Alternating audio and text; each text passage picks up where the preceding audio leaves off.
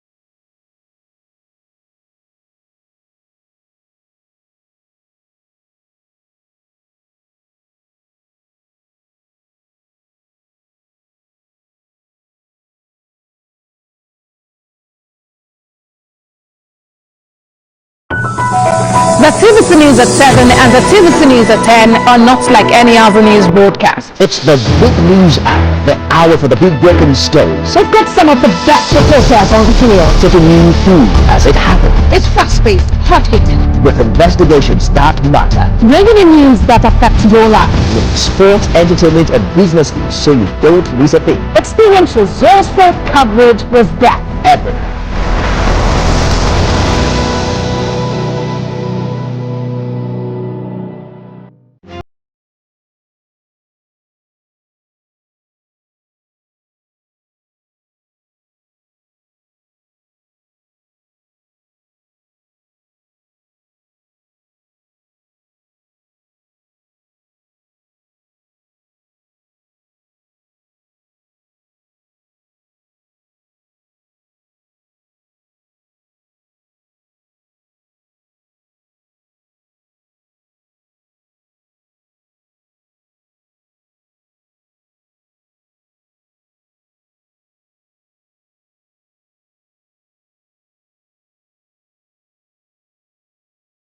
His only begotten Son, that whosoever believeth in him should not perish, but have everlasting life. In Proverbs 28 verse 13, the Bible says, he that covereth his sin shall not prosper, but whosoever confess them and forsake them shall have mercy. Unbelief is sin, unforgiveness is sin, selfishness is sin. I want to let you know, pride is sin, contention, strife, giving malice, bearing grudge, lusting after evil thing, covetousness, love of money, love of the world, insincerity, disobedience, blasphemy, anger, envy, speaking evil of other people, backbiting, murmuring, cursing people, swearing with heaven and earth. All these are terrible sins. You must confess them, denounce them, and promise God no more. Doubt and fear doesn't occur at the canvas, it shows in the canvas. It shows the conation of raw earthen material slabbed, stroked and molded at a pace provided by the doubt and fear.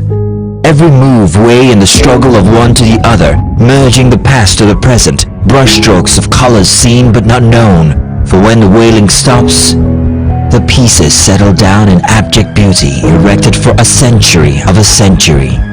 Speaking, advocating, protesting as the arts are meant to be.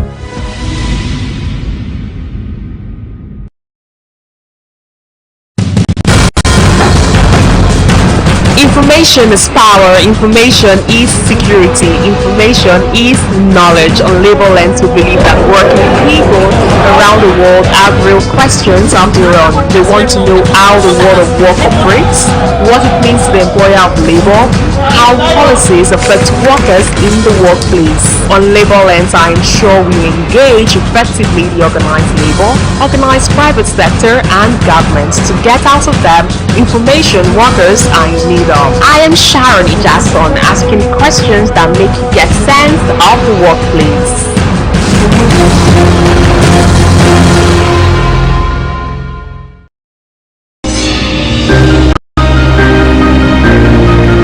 Sometimes it's the story that calls. At other times, the people just want to be heard. School, I need students, but I need teacher. Can't continue like this. Their voices were echoing through time itself. We haven't done anything. If the tide is high, everybody run for safety. Their tears leave a sweet sour taste for all their demands, a familiar call beckoning for change. In our world, no one expects a disaster to happen. But when it does, we'll be there to x-ray all sides, from the east to the west, north and south. Community Forum will examine the oddities and challenges to economic development, as well as issues yearning for government intervention. Watch fresh episodes of Community Forum on Sundays by 9:30 p.m. only on TVC News. Hello, TVC Communications. How can I help? What makes TVC the right choice for my business? Excellent question, sir. Let me share some exciting facts with you. Start your day on TVC Entertainment with Wake Up Nigeria, a family and lifestyle show. Your view empowers women globally. It's your view, let it count. Entertainment Splash delivers the hottest celebrity trends. On TVC News, we keep you informed with breaking news and in-depth analysis of events shaping the world. I will continue to speak the truth. TVC News at 7 and TVC News at 10 p.m. delivers the most important stories of the day. Max FM, your hit music radio station, captivates listeners daily across Lagos and Abuja, making every commute more enjoyable. Adaba 88.9 FM is not left out, as it is the voice of Southwest. And on TVC Digital, we reach to million viewers daily. All together, pulls in over 17 million viewers daily. Contact us on 0707-272-8338 or marketing at tvccommunications.tv. Partner with TVC Communications today. Let's grow together. In the month of November, on the 2nd of November is the International Day to End Impunity for Crimes Against Journalists. On the 14th of November is the World Diabetes Day. On the 17th of November is the World Day of Remembrance for Road Traffic Victims. On the 18th day of November is the World Day for the Prevention of the Healing from Child Sexual Exploitation, Abuse and Violence. On the 19th of November, it is the International Men's Day, and it is also a day to mark World Toilet Day. On the 21st of November is the World Television Day. And finally, on the 25th of November is the International Day for the Elimination of Violence Against Women. Stay tuned to the TVC News for this report and analysis. TVC News, first with breaking news. It is time for consolidation of recovery efforts in Borno State, devastated by years of insurgency and terror. From security to education, health, agriculture, infrastructure and housing, every sector has continued to bear the stamp of Zulum's visionary leadership. Join us on Borno Restoration as we track, showcase and analyze developmental strides of Professor Babagana Zulum and his overwhelming care for the vulnerable. Borno Restoration on TVC News every Saturday at 8 p.m. It's time to restore. It's not a regular show. It's an online interactive session where we share my views on the everyday issues that cut across politics, security, health, current affairs, governance, and so much more. I am passionate about our country. I choose to support any conversation geared towards building a better Nigeria. I am Babajide Kolaji Otitoju. Join me every Saturday on TVC News YouTube channel as I discuss Nigeria and the world at large on the show, Issues with Jide. At TVC News, wherever the big news story is happening, we're geared up to break it. TVC News, first with breaking news.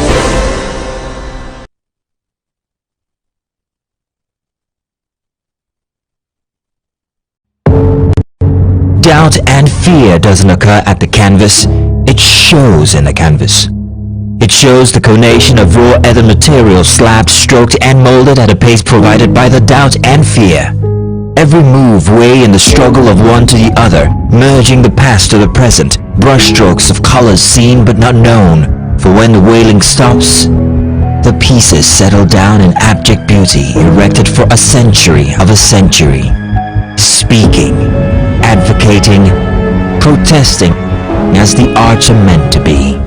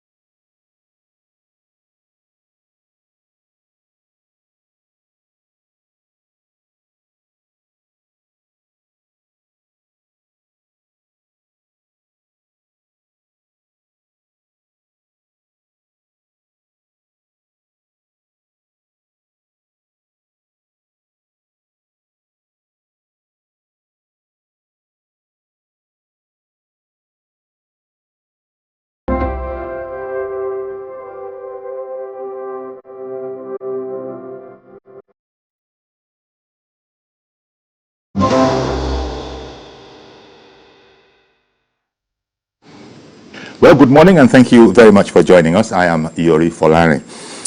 My guest this morning is Mr. Nuhu Toro, Comrade, one should say, Comrade Nuhu Toro, Secretary General, Trade Union Congress. And he is joining us remotely. So the first thing to say is good morning to you, Comrade. Good morning, and thank you for having me. Our pleasure. Now, your Congress is threatening that if all things are not equal, and you'll explain that in a moment, the TUC might indeed go on an indefinite strike in some states because they have not performed as encouragingly as you would have expected. That much of it is true, sir. Yeah, well, thank you, viewers, for having us. That assertion is very correct because if you understand the logic of minimum wage is to protect vulnerable workers. That's and right. The Minimum Wage Act is a law in Nigeria. So we see no reason why state governors should be breaking the law. And that is why we have indicated clearly that any state that fails in the payment of the new national minimum wage should be ready to receive us in the state. And we even single out 2 states, for instance, Cross River and Zamfara State. We see no reason why elected officers will not have human heart.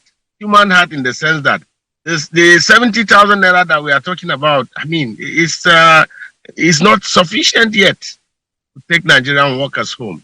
And even at that, some of those states, the states I mentioned are just few out of the states that are not faithful to the payment of minimum wage. So they should get ready. We have given them a little time frame to see that by end of this month, if they are not paying the new national minimum wage, then the Trade Union Congress of Nigeria, under the leadership of Comrade Engineer Festus Osifo, will mobilize all our members across the length and breadth of this country to visit that state until the right thing is done. Well, okay. You did explain. First of all, one would have thought that we might have seen the end of strikes. You know more than most that these strikes don't do anything for our economy at all in a positive way. So I imagine that you wouldn't have reached this decision lightly. However, it is going to, it is going to disrupt things a bit, if indeed. In fact, it should be from today, if I'm not mistaken, in Calabar and Zamfara. Am I correct there? Well, you are correct, but your position is a biased position because in industrial relations, is usually give and take. So you are looking at what is going to disrupt. You are not looking at the millions of Nigerians that will go home hungry. That's not fair. So, and what we are saying is, if there's a law in place, governors should be honorable to respect the law. That's all we are asking for. We are not asking for something extraordinary. So if other state governments are paying, why not? If you go to even the zone, for instance, take Zamfara, states like Kebbi, who have even less income or less IGR, are faithful. So most times it's not about what comes in, it's about who is there. Go to Kebbi and see what Nasiru is doing. He's doing perfectly well. So, and why wouldn't other governors queue in? Why wouldn't they obey the law? That's just what we are saying. And again, history has shown that when we embark on nationwide strike to drum support for state governments that are not faithful in honoring their obligation, most times you punish state governors or state government that are faithful. And that's why we've decided to change our tactics and confront them state by state. Like I said, Zamfara, we'll take on Zamfara if Zamfara refuse to open up negotiation for new national minimum wage, or they refuse to pay the new national minimum wage, which is a law. The same thing with Cross River. If Cross River fails, if the state government continues to fail in setting up a committee to work out what the minimum wage will be, they should be ready to receive us. We'll mobilize our members and visit Cross River and Zamfara State until the right thing is done. Because you have also been reported to have said when you were speaking with journalists that minimum wage, it goes beyond just announcing, whatever it is, 40,000, 70,000, 90,000, that it goes beyond that there are some other aspects of it if this whole exercise is to be taken seriously. And this is where you are frowning at some states that it must be that you are thinking, it must be the viewpoint of the Congress that much more could have been done. But for some reason, I think, you think some of those states are slacking. Yeah, they are, of course. For instance, it's just minimum wage we are talking about. Nobody is talking about consequential adjustment yet. So minimum wage is the starting point. Until you determine what the wage is, it will be difficult for you to determine what the consequential adjustment will be. So invariably, that means a lot needs to be done. And that is why you see that we want it expedient. We want it treated expeditiously so that workers can at least have some meals on their table. Okay, maybe could you explain the implementation, implementation of the necessary adjustments to align wages with the new national standard, which you said goes beyond just announcing that. No, like I said, it's about numbers, it's about figure. For instance, I cannot tell you now that if X plus Y equals to Z until I know what X is. So it becomes invariably difficult for me to tell you in numbers what the outcome will be. And that is why we have a benchmark. Let's agree on what the benchmark is. Then every other supplementary issues surrounding the benchmark will be worked out. And don't forget, it's a product of collective bargaining. It's not that we are pushing it through the throat of government. No. Government, organized labor, employers will sit on a round table to determine what is workable, an agreeable term that everybody is happy with. And then we'll move on. That's the point we want those states to look at and drive us to.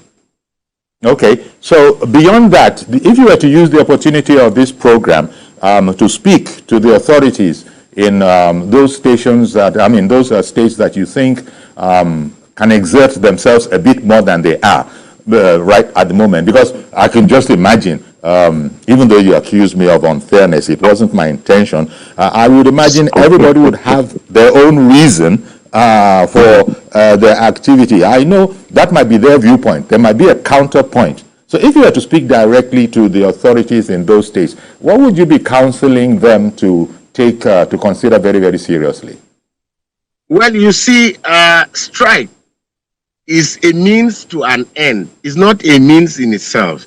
And strike is legitimate. That is why the Labour Act recognizes that a worker has a right to down tool when his rights are being infringed upon. So embarking on strike is not an illegal thing. It's something that is legitimate. Now, the other angle you raise about destructing properties, you know, most times from an ignorant standpoint, people have misunderstood strike to translate to disruption. That is not correct. Strike is just a means or a tool that is available to organized labor to push or to compel authorities to listen. I mean, it is also important to stress that to organize a strike is not a tea party, which means that a lot of resources go into it, a lot of resources and commitment. Yes. So my advice to authorities is that, I mean, a stitch in time saves 9. Usually before we embark on a strike, like I have told you now, that in no distant time, if those state governments do not comply with the Labour Act, we are going to ensure that we mobilize our workers. This time frame that we have given is the window that we expect management and government to leverage on, which most times they don't do. When organized labor gives an ultimatum, they are telling you that, hey, you need to come, we need to talk, let's dispense with this matter. And if it is not achieved, of course, the only option that we have will be to embark on a strike action. So I want to appeal to authorities to kindly ensure that that doors are open. I mean, the communications commence so that we can determine what to do towards ensuring that negotiations commences without further delay. That is the only thing that can avert this action at this point in time. Would it be, what would be the impact? I'm looking in terms of spread now, because, for instance, you did mention that there are 2 states in particular that you actually named, Zamfara, possibly, and also Cross River. But I was going to ask, there are other, you say that there are states where the conversation has not even commenced, which is quite worrying. That people, it would appear, ordinary observers might think this was a kind of levity. If in your address you are saying that there are states where the conversation hasn't even progressed yet about how to proceed, move forward on this whole matter. So would it be, I mean, I'm just looking at how many states would come under your ire, or is it by and large? Because there will be states where there will not be action because they have not been doing too badly, if they haven't been doing well. Well, that is our joker, and I don't intend to open it up in the national media. But the truth of the matter is, we have our own modus of operandi. But what we seek is not publicity, but result. What we seek is result for enhanced welfare of the working people. How we get it, I mean, is our joker that only the organized labor have access to for now. But you can be rest assured. For instance, I made mention of 2 states.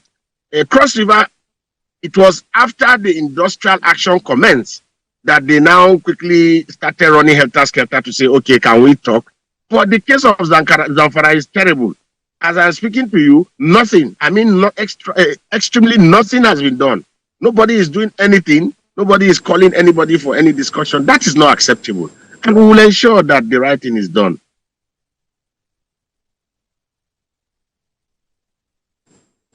Okay, I'm sorry about that. I just didn't catch the last few moments of what you were saying. Okay, so what I'm saying is currently no discussions have commenced in Zamfara. But Zamfara workers should be rest assured that the Trade Union Congress of Nigeria, under the leadership of Comrade Engineer Festus Osifo, will ensure that they earn their wages because they have worked for it and they must earn it.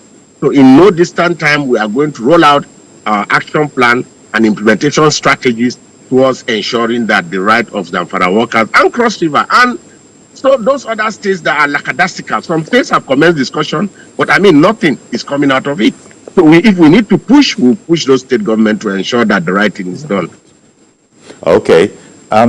You know, there is still there is also the other issue of nobody wants to go on strike. You know, the workers, neither the employer, neither the employed. Usually, nobody wants to go on strike because when it does come to pass, there will be pains, especially the workers now. I don't know. If it should come to that, which you are hoping it will not come to, everybody's hoping it will not come to, that people will see reason. But if it should come to that, the TUC is a senior, it's about senior staff, right? That's the commonest definition. It's about correct, senior staff. Very correct. They are not as hard hit, arguably, as the rest of us.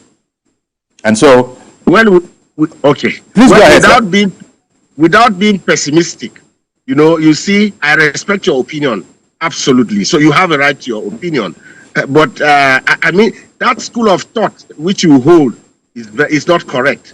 It's not correct in the sense that the assertion, in my opinion, is not correct. Which one is that? Which school of thought is that? That's what? The last one you alluded to, that the workers don't want to go on strike. Okay. I get you. Well, I just took it from a logical point of view.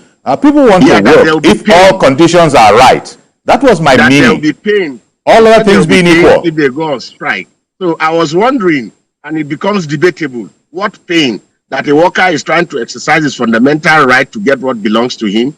There is no pain.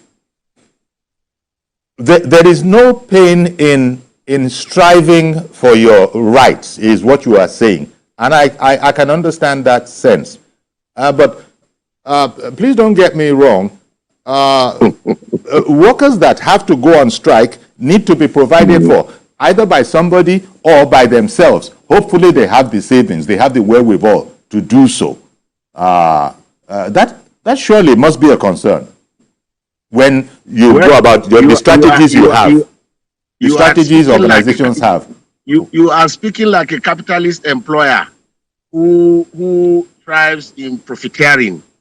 I mean, this is not the first time we are embarking on any strike action. No. We suggest that we have had strike actions that have lasted for weeks, for months, and we didn't budge. So I'm not sure this is going to be an exception. Yes, there's hunger in the land, but notwithstanding, a man that is down already is not afraid, is no longer afraid of falling. The workers are down already, so what are they afraid of? So, but we are optimistic that if that is the only language the authorities will listen to ensure that we get what we want, after all, it's legitimate, it's lawful. We'll do that. We'll do just that to get what belongs to the workers for them. Indeed, you are so very right. But, you know, when you come on like this, we take the opportunity of your coming on to get enlightenment on these issues. And as you have said, the welfare of the Nigerian worker is your paramount concern. Yes, one understands that. But going forward, is there, I mean, surely you must know about leaning over backwards, if that expression won't anger you again, where sometimes people will lean over backwards, say, hey, I'm warning you, I'm giving you all the chances to make amends, or, you know, that kind of a thing. Are you sure? Are you sure that all of this has been done? I'm just looking. You are just trying to get to know our modus of operandi, because what this means is I will need to tell you that we have this is our implementation strategy. This is what we have done. This is what we have done, which unfortunately you might not get. But one thing is instructive. You know, as organized labor, go and check the history around the globe. I mean, conventionally, all union federations have some resources set aside for this kind of moment, because we know it's inevitable. It's something that will come, which suggests that there are some percentage of strike fund that is kept somewhere. without speaking too much, I think I've told you enough, more than enough that you need to know. But let's be positive. We are optimistic. We will ensure that the right thing is done. We don't want the strike to last. If eventually we have to go through that route, but however it is head or tail, we will ensure that workers' welfare for us is key and permanent and paramount. Sorry, I beg your pardon. Yeah. Okay. Yeah. So right now, if I'm not mistaken, is the strike, is the action in progress right now in the two states that you happen to mention by name? Certainly. Okay. Certainly, yes. So the senior workers there. For instance, in Cross River, they are already on a warning strike. If you follow the trend, Cross River, on their own volition, the workers in the state decided to embark on a warning strike because the government was not, talking to anybody. Again, discussions have commenced, and we are following track. We are monitoring to get development as they unfold. If there's a need for us to go there, why not? If we think the discussions have advanced, why not? We can as well soft pedal to allow them pull it through. So that is where we are at the moment. Okay. I'm just trying to make sure that it doesn't spread. From what we've discussed this morning, it will not be an unnecessary strike. At least no. I'm going to come onto your side. If we want to be, if we don't want to be reasonable, like I told you, we were back on a nationwide strike, thereby punishing governors that are faithful. But I can tell you, without missing word, that some governors are indeed faithful. In fact, I received report that recently Bauchi State government has also commenced implementation. So some governors, I can tell you, are faithful, but we cannot punish governors that are faithful and allow the ones that are not faithful. And that's why we segregate them. That hey, if like Zamfara is doing, we take Zamfara on and Cross River. And if Lagos State is also not paying, which I know that Lagos State government have concluded negotiations with our people and they are paying. Any state that is not faithful, we take them on and ensure that the right thing is done. That's just the logic and principle. Okay. If you're just joining us, we're speaking with Dr. Nuhu Toro, who is the Secretary General, Trade Union Congress of Nigeria. He's joining us via Zoom in Jigawa. Stay with us, please. We'll take a quick break now and be right back. We'll include your calls when we come back.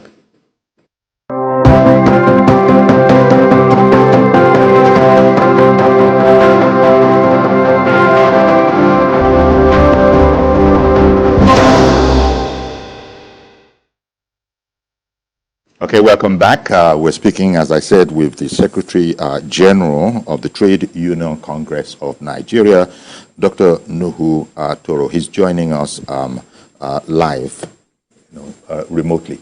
Okay, so we've spoken about there are strikes in some states, a couple of states, and it could widen if, in the estimation of the TUC, which, by the way, I think people know, concerns itself with senior employees, if they feel that enough, weight isn't being pulled by those people. In this regard, let me come to the matter of why will people not pull their weight?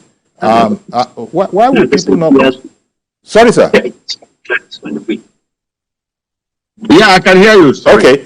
Why will people not pull their weight? Because I'm thinking that you sign agreements here, and so after agreements have been signed, what is your experience in terms of complying with those agreements? Well, that is another hurdle to cross. I can tell you, beyond signing of agreements, employers and government most times have reneged. In fact, in some instances, they will tell us, "Oh, sorry, we sign it out of ignorance." You can imagine that. So we are determined to leave no stone unturned until we ensure that those agreements are followed to the logical conclusion. We will ensure that we follow them through so that their implementation will be apt and in no distant time. That I can assure you will also pull through. So, I mean, this is news. This is a surprise to most listeners, I'm sure, that you have experiences where people that you've signed agreements with come back and say that, I'm sorry, it was a mistake. We signed it in error. Oh, yeah. Severally, we have had instances that you sign agreement and they will be foot dragging. Implementation becomes a terrible thing. So those kind of divisionary tactics we are not also mindful of, and you can be rest assured that we'll do the needful to ensure that we pull such negotiations through. Okay. Now, I want to return to an issue that I brought up earlier, and I think you have addressed it, but I do want a bit more clarification on it, where you said that it's not about just announcing a figure. There are other ancillary matters that come along with every agreement that has been reached. Does this mean that, I really want to know what that means. When something has happened and there's been an increase in the agreed salary, for example, I suppose it has an effect on certain other things, perhaps more than a few other things. Is this where the challenge is? Well, I'm surprised you are making this comment. Have you not heard of a situation in Nigeria where you sign an agreement and they tell you there is no ability to pay? On several occasions, we had signed agreement with government and employers, and they will tell you, oh, there's no ability to pay. When they put the numbers together, they now realize that it's humongously high and they cannot pay. Sorry, we have to renegotiate. That has been done before, and which is a violation of the principles of collective bargaining. So that's why we are being preemptive to say we have also not unmindful of those kind of tactics, and we are indeed moving ahead to think of how, in the event if they occur, to dispense with them spontaneously. Okay, so in case anybody is just joining us, you can see from the caption there that the TUC is saying that it is going to take very, very seriously, the actions of states who are not pulling their weight as far as it is concerned in implementing the minimum wage. When you talk about minimum wage, you don't usually think of senior civil servants, senior staff in the same sentence. So how does that work? TUC primarily concerns itself with senior workers. So are we talking about minimum wage for senior workers as well? Again, that assertion is not correct, because you don't forget, both senior, junior, and whoever goes to the same market use the same denomination to buy an item. So when you say minimum, the benchmark is something that you need to deal with. If you deal with the minimum, then of course its attendant consequential adjustment will follow suit. So if you are under the illusion that senior staff don't need minimum wage, then you are absolutely wrong.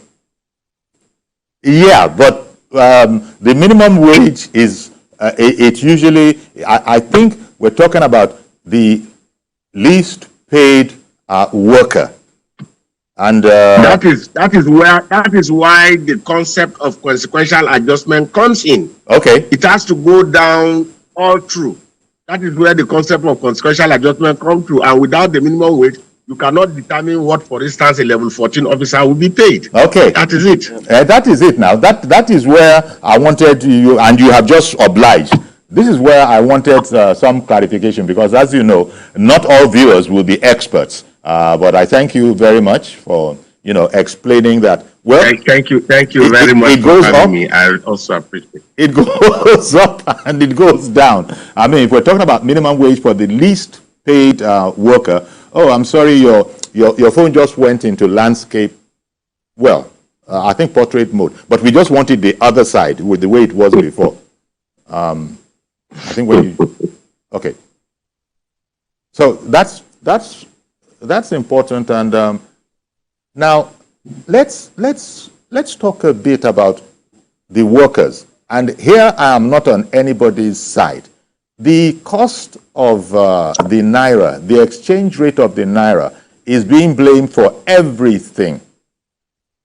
What is the view of the Congress on this? When I say everything, I'm talking about escalating prices, escalating costs of everything. And meanwhile, you have already had... I just want You are absolutely correct. Yeah. The monster bedeviling Nigeria as a nation is the exchange rate, because the exchange rate is unimaginable. And because Nigeria is an import-led country, virtually almost everything that comes in, has to be through this exchange rate. And until government comes out with a clear policy to tame the exchange rates volatility, we will continue in this vicious circle. So we think government needs to act, and decisively too, in ensuring that this is nipped in the bud, and as soon as possible. Because even look at fuel and transportation, and look at the imbroglio almost that we seem to be in with petroleum marketers and refiners not being able to agree, threatening that, well, not so much threatening as advising us that they have already imported fuel. This is something that we thought we wouldn't be hearing of very, very much nowadays, but we are now hearing that, because of cost considerations, if domestic refineries are not able to, play ball, so to speak, so that it's worth their while as businessmen, then they are going to import. So they will, in fact, the latest I've just heard now, that I'm sure you also know about it, is that the petroleum marketers want a rate from the recently resuscitated refinery. They want a rate that is lower, going to be lower than the Dangote refinery. Okay, I'm just hearing that, network fluctuations, and we lost our guest there. So we're waiting to get him back again.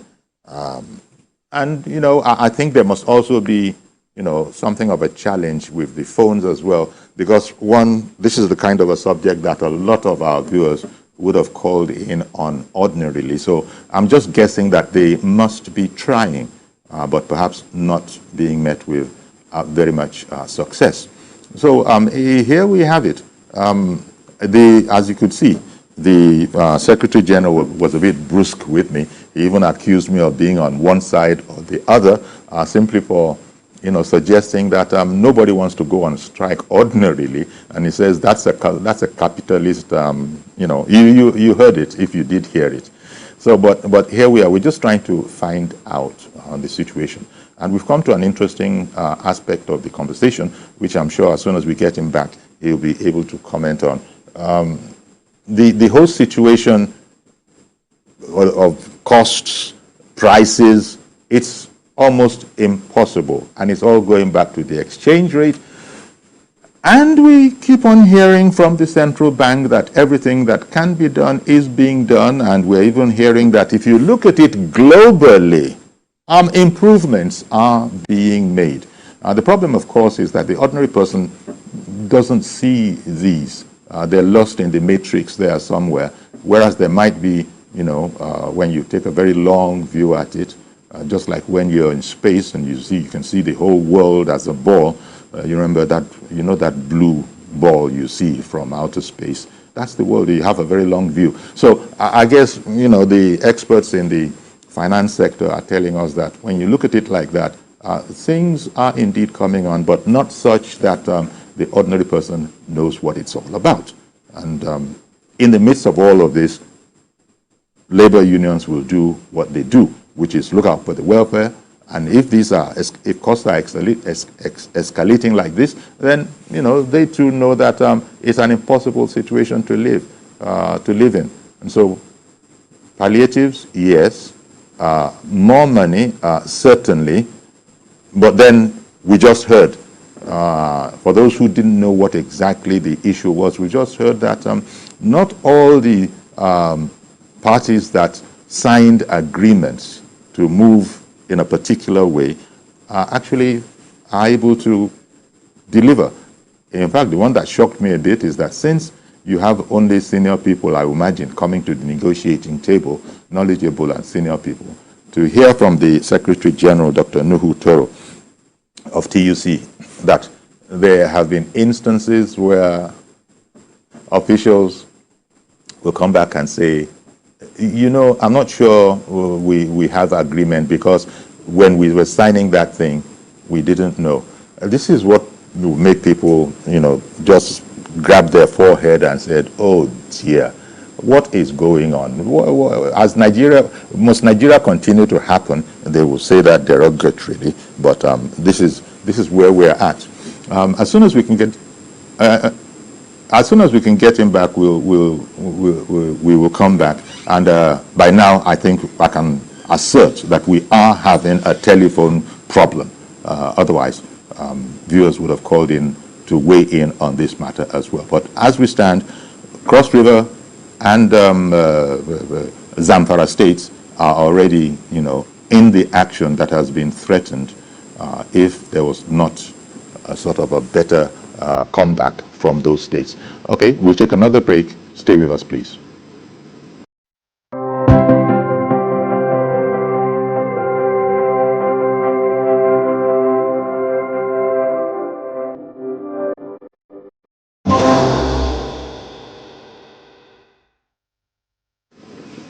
Okay, welcome back, but I'm so sorry. I'm welcoming you back to tell you that we've lost contact with our guest, Dr. Nuhu Toro, Secretary General of the TUC, who was updating us on the caution, let me just say, that they have sent to those states that are not, you know, up and doing about the situation of progressing the minimum wage. Well, our guest said that things can be as bad sometimes as people coming back to you after signing agreements to say that they didn't know what they were signing and that they cannot really deliver along the lines that they had signed to. Okay, so we're going to have to leave it there for now. I'm sure it's a subject we'll pick up later, and by then I do hope that you'll be able to join us now, but I understand that for quite a number of reasons you were not able to do so today. So we're going to leave it there. That's our program today. Do please join us tomorrow for a fresh edition. I am Iyori Folari. Bye-bye for now.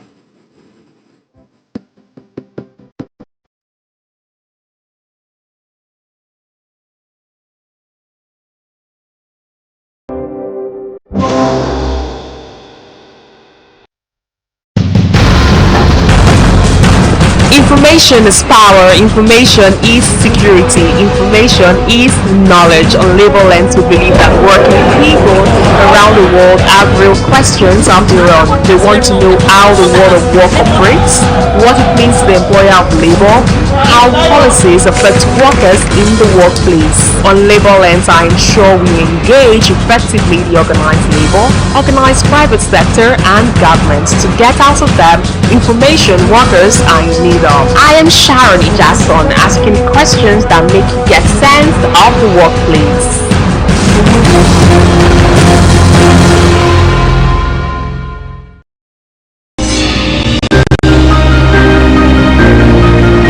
Sometimes it's the story that calls. At other times, the people just want to be heard. School, I need students, but I need teacher. Can't continue like this. Their voices were echoing through time itself. We haven't done anything. If the tide is high, everybody run for safety. Their tears leave a sweet sour taste for all their demands, a familiar call beckoning for change. In our world, no one expects a disaster to happen.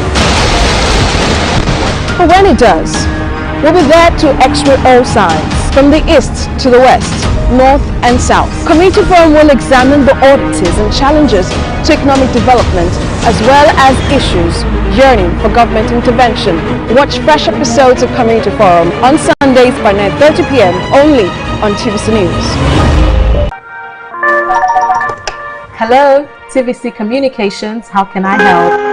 What makes TVC the right choice for my business? Excellent question, sir. Let me share some exciting facts with you. Start your day on TVC Entertainment with Wake Up Nigeria, a family and lifestyle show. Your view empowers women globally. It's your view, let it count. Entertainment Splash delivers the hottest celebrity trends. On TVC News, we keep you informed with breaking news and in-depth analysis of events shaping the world. I will continue to speak the truth. TVC News at 7 and TVC News at 10 p.m. delivers the most important stories of the day. Max FM, your hit music radio station, captivates listeners daily across Lagos and Abuja, making every commute more enjoyable. Adaba 88.9 FM is not left out, as it is the voice of Southwest. And on TVC Digital, we reach to million viewers daily. All together, pulls in over 17 million viewers daily. Contact us on 0707-272-8338 or marketing@tvccommunications.tv. Partner with TVC Communications today. Let's grow together. In the month of November. On the 2nd of November is the International Day to End Impunity for Crimes Against Journalists. On the 14th of November is the World Diabetes Day. On the 17th of November is the World Day of Remembrance for Road Traffic Victims. On the 18th day of November is the World Day for the Prevention of the Healing from Child Sexual Exploitation, Abuse and Violence. On the 19th of November, it is the International Men's Day, and it is also a day to mark World Toilet Day. On the 21st of November is the World Television Day. And finally, on the 25th of November is the International Day for the Elimination of Violence Against Women. Stay tuned to the TVC News for this reports and analysis. TVC News, first with breaking. It is time for consolidation of recovery efforts in Borno State, devastated by years of insurgency and terror.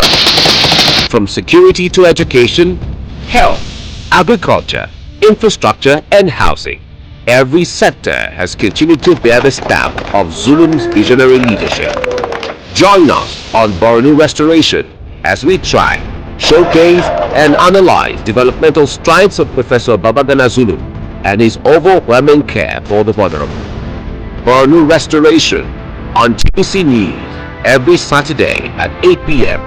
It's time to restore. It's not a regular show. It's an online interactive session where I will share my views on the everyday issues that cut across politics, security, health, current affairs, governance, and so much more. I am passionate about our country. I choose to support any conversation geared towards building a better Nigeria.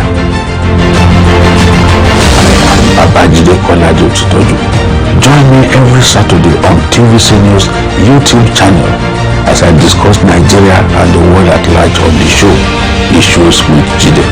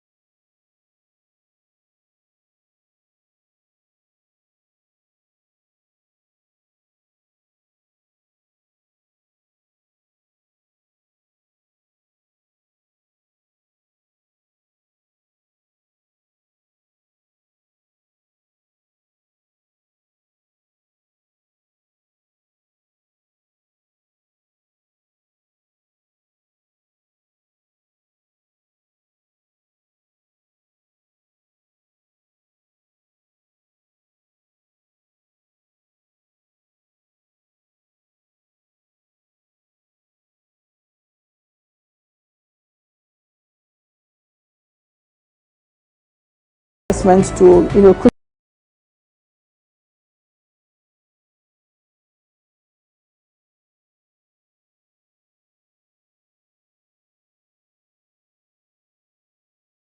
TVC News Weekend Lineup.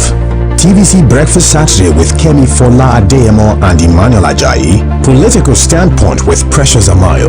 Newsweek with Mark Otabo. Politics on Sunday.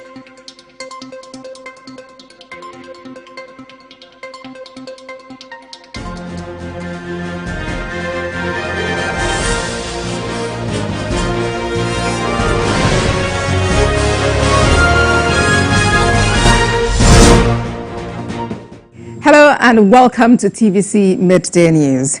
The arraignment of former governor of Kogi State, Yahaya Bello, at the Federal High Court in Abuja has been stalled due to the absence of his lawyers from court. The EFCC had brought the former governor for arraignment on a 19-count charge of money laundering to the tune of 80 billion naira. At the day's proceedings, counsel to the EFCC, Kemi Pinheiro, had moved an application for the charge to be read to the defendant and his plea be taken. Mr. Bello, who addressed the court himself, told Justice Emeka Nwite that he was notified of the arraignment in the late hours of 28th of November.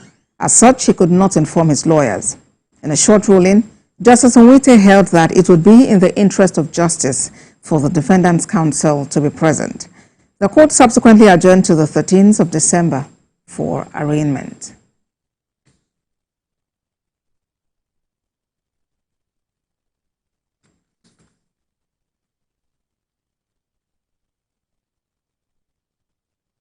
Now to Oyo State, where a high court sitting there has remanded 12 suspects in Agodi Correctional Center. The suspects were arraigned by the Nigeria police on a 2-count charge of alleged murder of Jeffrey Akro, an undergraduate student of Ajayi Crowther University.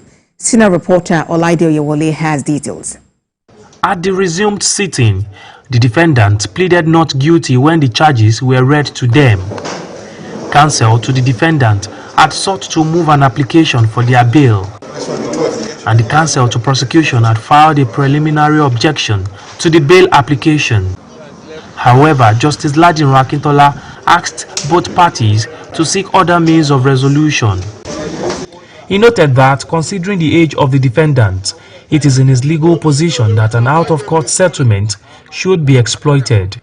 He adjourned till 10th December for report of settlement. Today's applications, I was ready to oppose and file my counter affidavit.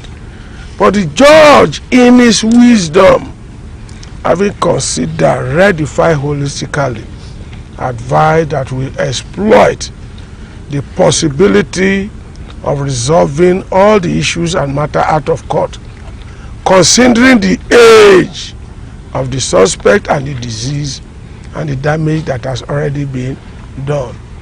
And we had to adjourn to try. On our part, we are ready to resolve the matter amicably. I can't speak for the other lawyers. Relatives of the deceased say whatever resolution that is reached, justice must be served. And I think our lawyer has spoken, and I think I don't have much to comment.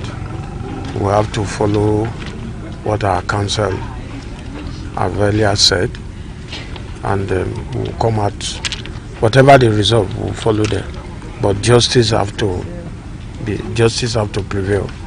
The defendants are to be remanded in Agodi Correctional Center and Yagoku Chief Magistrate Court sitting in Ibadan had earlier discharged 12 out of the suspects.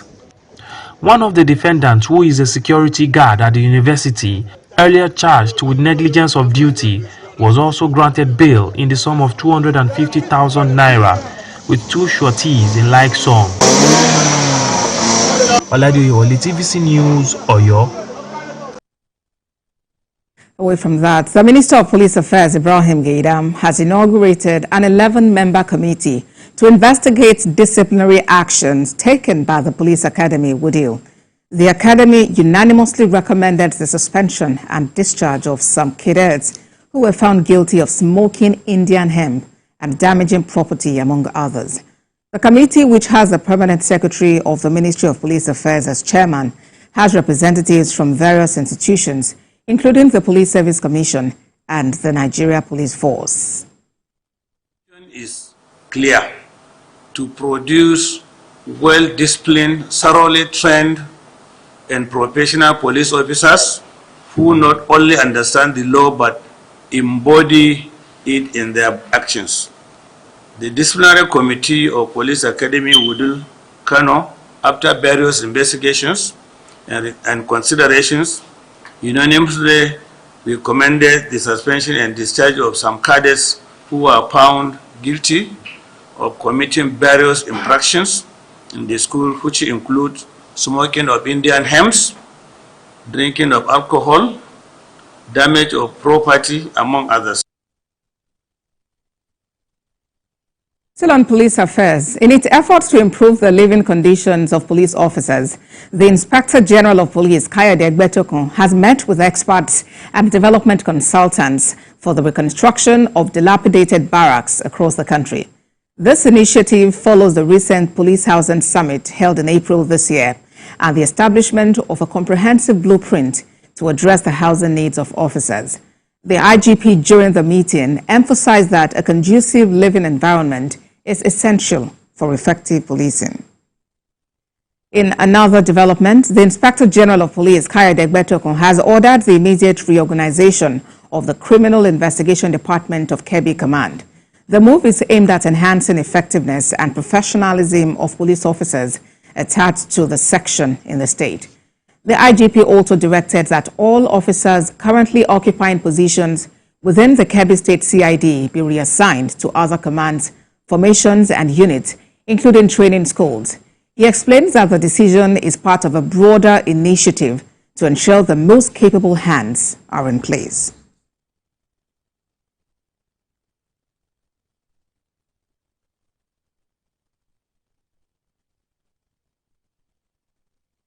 Here in Lagos State, the Court of Appeal has discharged and acquitted the Medical Director of Optimal Cancer Care Foundation, Dr. Olufemi Olaleye, following a successful appeal challenging his conviction and life sentence for defilement and sexual assault by penetration of a minor who is his wife's niece.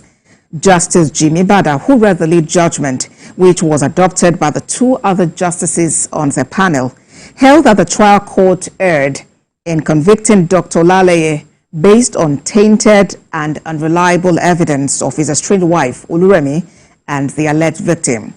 The appellate court said there were material contradictions in the evidence gathered by the prosecution, which shouldn't have been relied on by the lower court. Justice Bada also faulted the other evidence of the prosecution during trial, which were from a child forensic specialist, a medical doctor from the Mirabel Center, and the investigating officer, which were found to be worthless.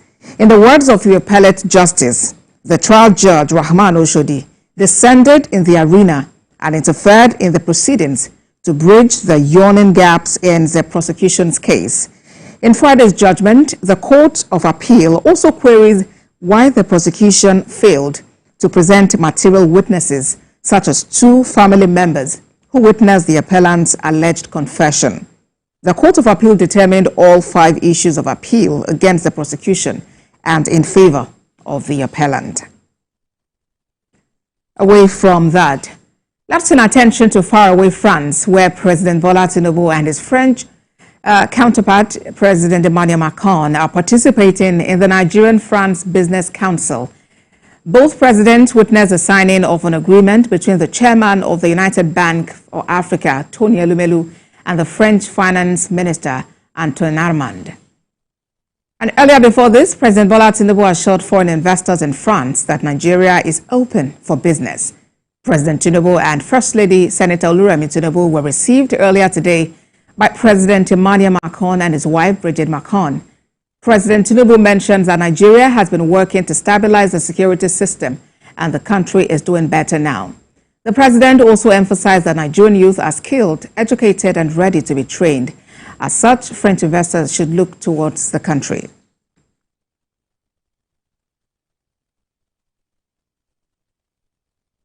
Nigerian business forum is so important, and trade and investment has been integral to this partnership.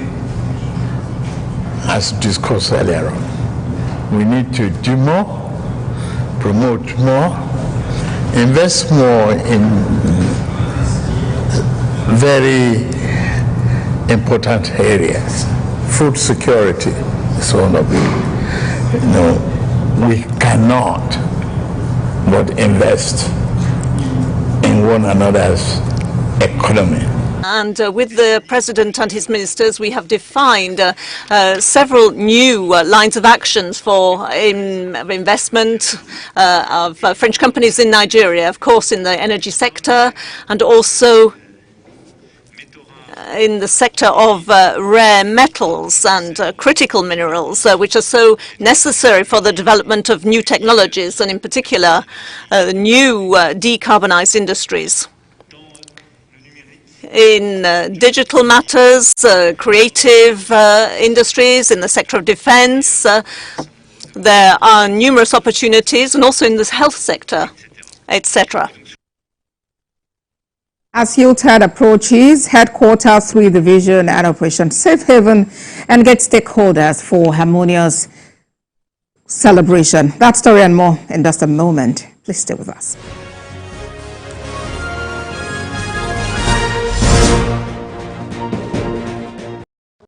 Experience information and entertainment like never before as TVC Breakfast takes your weekends to a whole new level.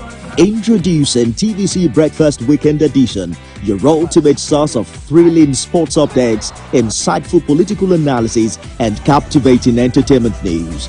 Stay in the know with what's trending, catch up with the latest in sports, and immerse yourself in the latest buzz from the world of music and movies.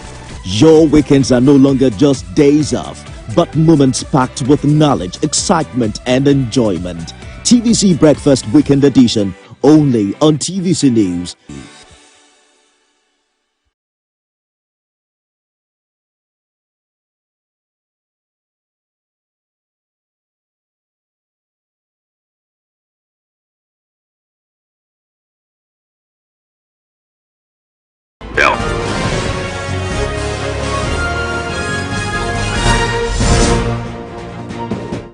Thank you for staying with us on TVC Midday News. As the harvest season begins across communities in Plateau State, the Headquarters 3 Division and Operation Safe Haven are engaging stakeholders for success and harmonious Yuletide celebration in the state. Senior reporter Funam Joshua has details. The leadership of the 3 Division of the Nigerian Army and Operation Safe Haven are intensifying their vigilance in line with their mandate across areas of joint operation. These are stakeholders comprising government officials, traditional and religious leaders, community women and youth leaders from 7 council areas bedeviled by the challenge of insecurity in the state. The General Officer commanding the 3 Division and Commander Operation Safe Haven, Major General Abdulsalam Abubakar, organized this seminar to engage in discussions centered on ensuring peace and security during the crucial harvest and festive periods. The harvest and Yuletide seasons often attract criminal elements who exploit the festivities to disrupt the peace. The theme of this seminar, titled Fostering Peaceful Coexistence for a Secure Harvest and Harmonious Yuletide Season, reflects the urgency and importance of our collective and shared responsibility to ensure peace and prosperity in our respective communities. It is imperative to quickly point out that the commendable efforts of all security agencies require the support of all segments of society to achieve a secure harvest and harmonious Yuletide season. In this regard, traditional religious leaders, youths, women, and other stakeholders must work collaboratively with security agencies to attain the objective of this seminar. All that we say here, we must translate it into practical actions. We should all be our brother's keepers. This seminar underscores the collective responsibility to ensure peace and prosperity across crisis communities in the state. The leadership of the 3 Division on Operation Safe Haven has assured attendees of the security agency's commitment to exploring non-kinetic strategies to foster peaceful coexistence, including the establishment of early warning mechanisms and provision of resources for community vigilant networks. Phonom Joshua, TVC News, Jos. And in Kebbi State, the Ministry of Animal Health, Husbandry and Fisheries is highlighting the benefits of Governor Nasir Idris's trip to Indonesia. According to the Commissioner, Kabira Alarama, the trip seeks to foster collaboration, investment and innovation in the agricultural and livestock sectors. Key gains from the trip, he adds, include a partnership with the Indonesian government to enhance agricultural growth and modern livestock production. Indonesia also allocated 2 slots to Kebbi State for training veterinary doctors in artificial insemination and pledged to donate 500 straws of semen for improved cattle breeds. The Indonesian government expressed strong desire to partner with Kebbi State in agricultural growth and modern livestock production. 2. Training opportunities for veterinary doctors. The Indonesian government allocated 4 slots to Nigeria for training of veterinary doctors in artificial insemination. Kebbi State scored 2 of these slots, enabling 2 of our veterinary doctors from our dear state to undergo a 1-month training, specialized training in artificial insemination. Away from that, the governor of Taraba State, Agbo Kefas, is insisting that his administration's education reforms will soon become a model of emulation for other states. The governor spoke in Abuja after receiving the award of Governor of the Year in Outstanding National Service. Senior reporter Hawulabi Adenisi filed in the story. Development strides of Governor Agbo Kefas of Taraba State has been recognized by the management of the new National Star newspaper.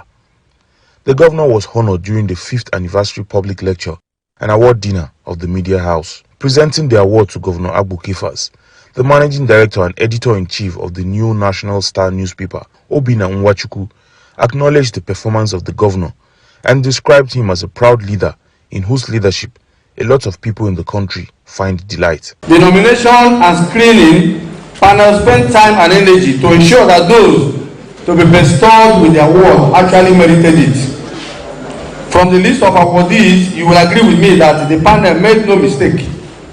I therefore congratulate them individually and collectively and charge them to keep the flag flying, because from today, Nigerians and indeed the global community will be watching them. They say to whom much is given, much is expected. The governor further explained that his administration's commitment to education still remains intact. We're very happy to also to be first recognized, and they said very clearly that the award is for the kind of things that our Governor Kefas has done in various things: security, free education, and other areas of endeavor. So while the governor is not flippant about awards, he particularly said we can come for this, and because there's sincerity, it's genuine. It's not the one that is tied to some kind of material benefits. These are people that just reach out to us and say they have this for us. So it's the sort of awards that Governor Kefas cherishes, one that recognizes the hard work of his administration. Other stakeholders shared their views on the award. For this recognition by this great newspaper, I want to say that Taraba State, as a state, we live to celebrate our governor, and we are happy that the governor chosen by this newspaper for this prestigious award. We are here, to celebrate excellence, hard working. With this latest recognition, it seems Governor Agbo Kefas' policy in education and other sectors of the economy are remarkable, and that he has made the state one among the progressive states in the country.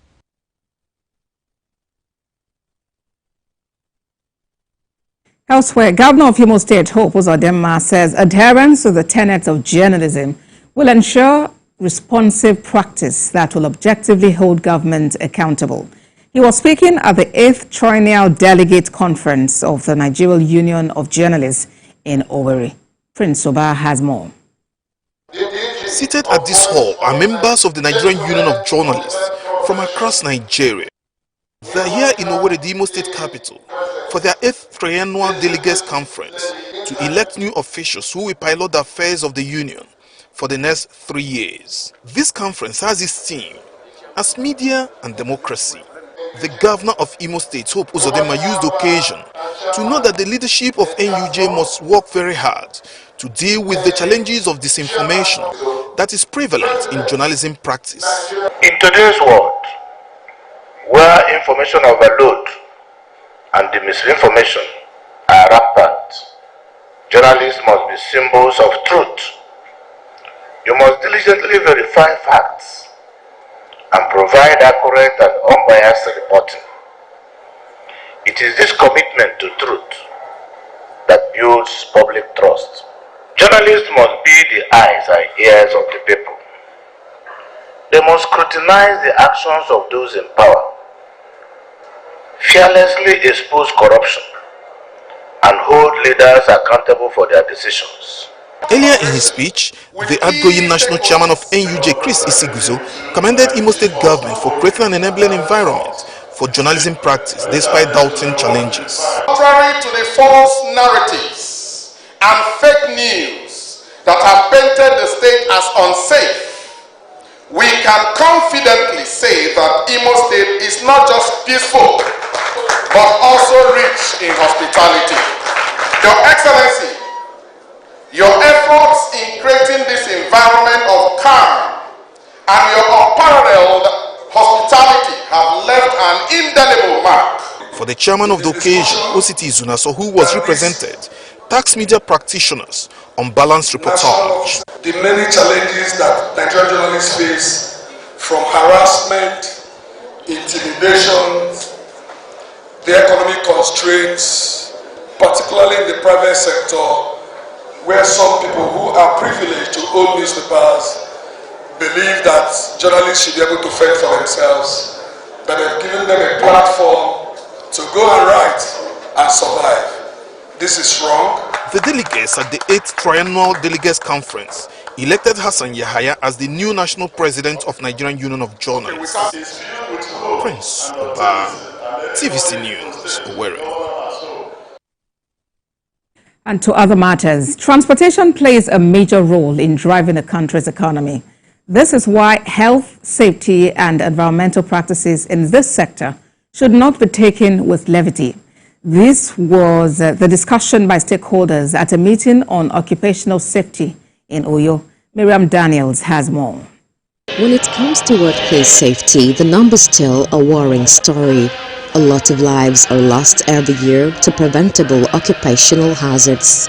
And experts say the main culprits are negligence and poor safety practices.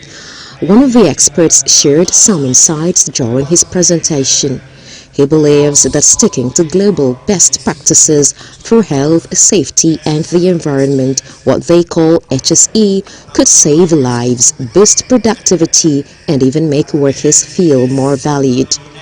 According to the World Health Organization, every year nearly 2 million people die from work-related causes, with 360,000 from injuries and the rest from diseases linked. Transport safety is concerned with protection of lives and property, goods and services, through relevant regulations. The Permanent Secretary of Akwa Ministry of Transport highlighted the government's role in keeping workplaces safe. He says employees must be held accountable for ensuring safety measures in workplaces. We must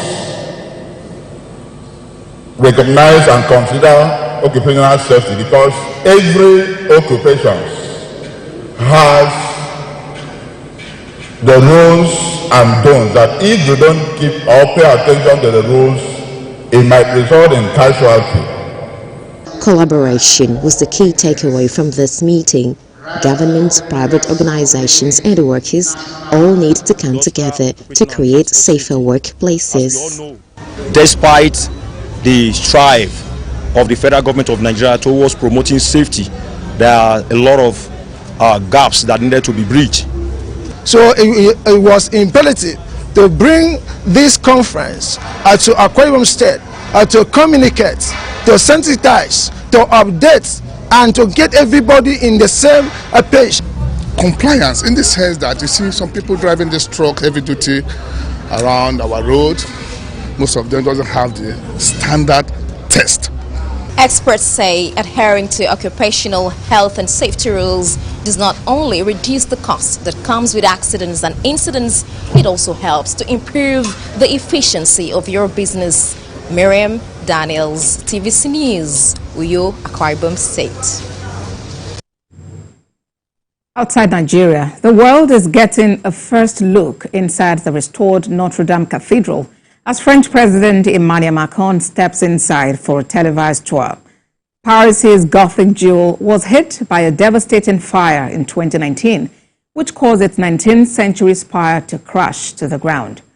Notre Dame's revamped interior has been kept a closely guarded secret, with only a few images released over the years, marking the progress of the 700 million euros renovation.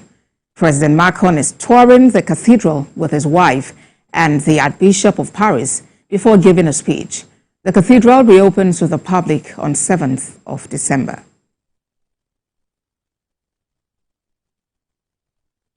That is TVC Midday News. We thank you for watching. For more updates, please visit our website, www.tvcnews.tv.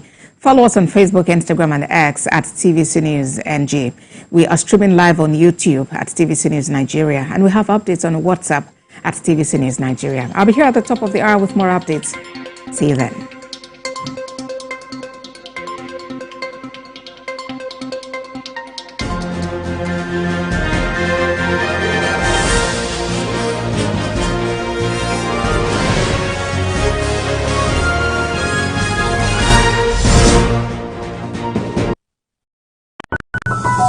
The TVC News at 7 and the TVC News at 10 are not like any other news broadcast. It's the big news hour, the hour for the big breaking stories. We've got some of the best reporters on the field, taking you through as it happens. It's fast-paced, hot-hitting, with investigations that matter, bringing in news that affects your life, with sports, entertainment, and business news, so you don't miss a thing. Experiential zero sports coverage with depth. Everything.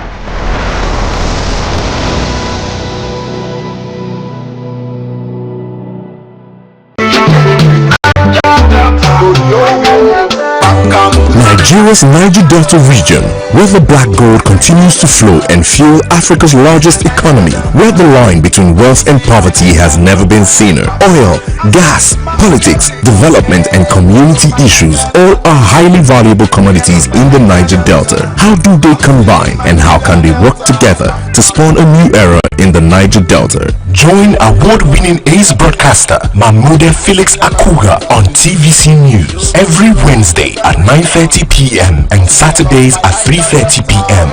as he probes deep to analyze issues in the region from angles never before explored. Inside the Niger Delta with Mahmoud Akuga, the authentic voice of Nigeria's oil-rich region. My Niger Delta.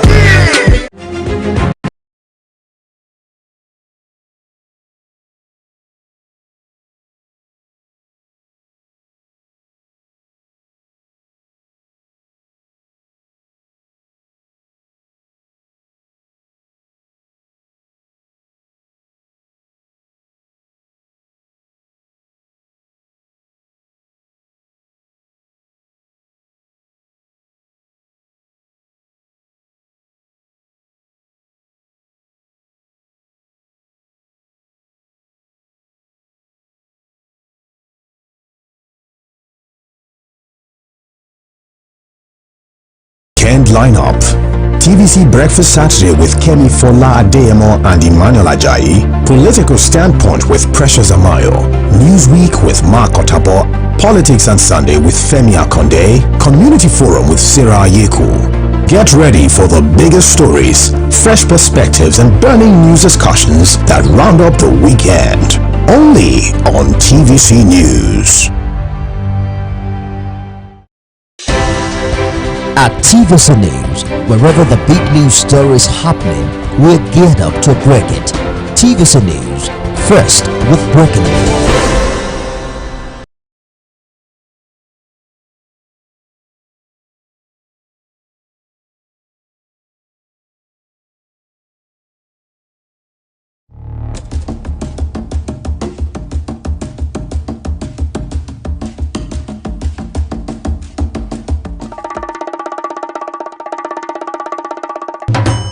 It's a pleasure to take you on this walk weekly. Welcome to another time out on the Art Express. I am Tolokwe Lamidi, your host.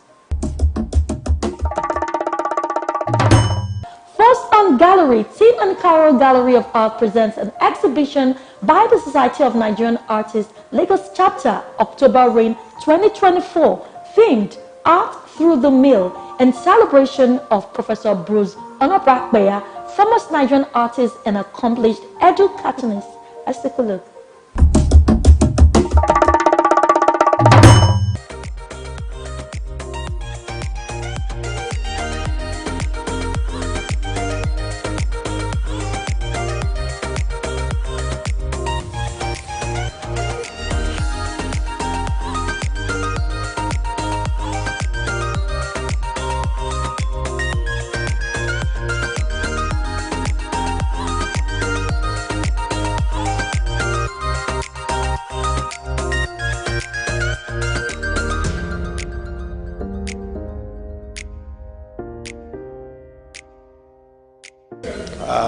This has my work and the works of some other artists.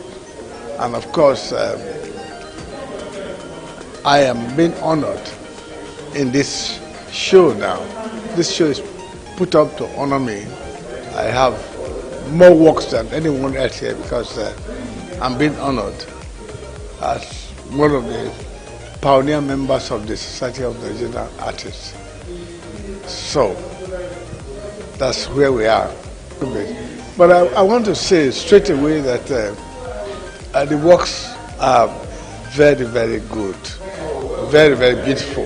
And as I mentioned earlier, over the years, our art development has grown. And we have, we, the Society of Nigerian Artists, have reached a very, very high standard, very, very high standard, and that is what we are.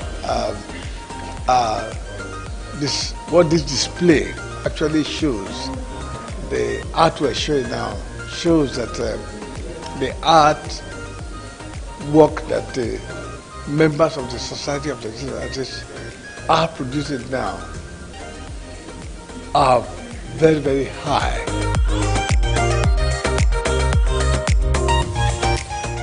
I'm one of the participating artists, and in this year's October Reign, that is 2024, it's an annual practice that is for artists under the umbrella of SNA to come together to present their works, which more or less talk about discourses or allude to issues affecting us in the society, and how the way we can go to actually better our society this year, and to also because the need for us to honor ourselves is very important, and SNA has chosen that as one of the key points when it comes to this annual exhibition. This year, one of the foremost artists in the person of Professor Bruce Onobrakbeya is being celebrated, and I think it's truly a worthy celebration because the Prof has put into so much into art, and at 90 plus is still going stronger. I mean, that is a rare gem. So the need for us to celebrate people like that is very, very pertinent. And on that ground, I want to believe that I want to say that the work I'm actually presenting alludes to this very, point in view of the fact that SNA Lagos chapter is celebrating somebody that's worth that honor. And that is why even the piece I presented is titled, Drum of Honor. I mean, I'm actually using this to interrogate the fact that we need to celebrate those that have contributed positively to our society. I think it's to continue to provide platforms like this that gives opportunity to everyone, both those that are very well entrenched in it and the up and coming, and those that are not known at all. Give them the platform to showcase their works. I think that would be a good way of starting to bringing them to limelight. I saw the one on Eyo. It was quite beautiful, quite beautiful. I've seen a lot of Baba Bruce works and also quite lovely. I've seen quite a lot of works from whether the Yaba School or the Archie School, and I think we have to commend every one of the artists for what they've done. They've put in so much effort, and the products are quite inspiring.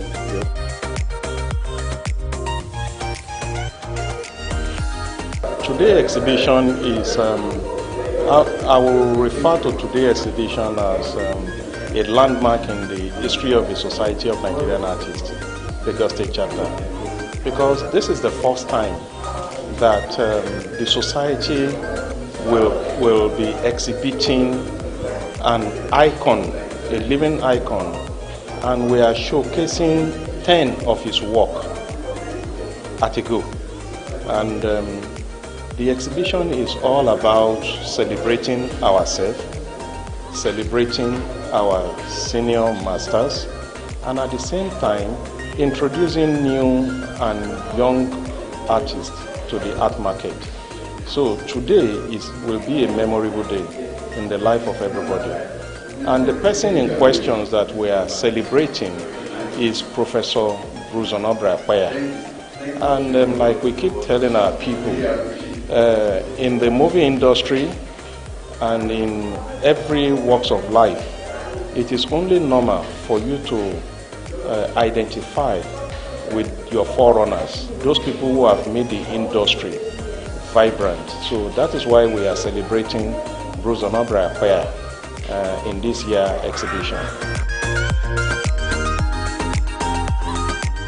The Mill. This particular exhibition is quite special to me and special to a lot of artists. This year we are honoring Professor Bruce Onobra-Akpaya, and it's actually been a privilege to have him, honored again. We had honored him previously, but I think this year is particularly extra special. I'm sure you can see some of his works behind me. Because of the weight of his legend in Nigeria, the Society of Nigerian Artists thought it's, great to honor him this year by putting this particular group of fantastic artists together. If you look at the kinds of the artists and their genres, and even their age groups, and even from their backgrounds, you can see there's a very wide variety. We have masters, we have living legends, we have emerging artists, we have blue chip artists, we even have upcoming young artists who probably this is their first time exhibiting at this grand scale. So Art Through the Mill is what that is actually very personal to me also. Seeing how hard these artists work and how well they have been able to put together their thoughts, their ideas, their expressions in all of these beautiful things we are seeing here, I think it just shows us that art has really gained ground in this particular industry for this particular genre of artists. We are seeing so much innovation. We are gaining ground. We have more female artists showing. We have more younger artists showing.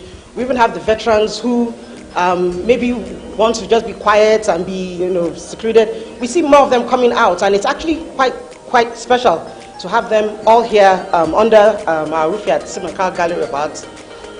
And we're hoping that this will not just be the last of this. This will be one of many great presentations that we'll have with the Society of Nigerian Artists.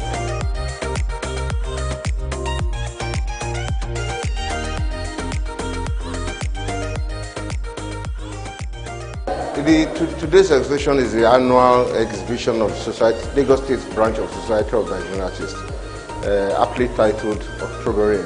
This is October Rain 2024, and this is specially dedicated in honor of the living legend of Nigerian arts, Professor Bruce Onabrakwaya. We as Hangout Gallery are extremely delighted to be hosting this show, given the reputation of the individual who is being honored.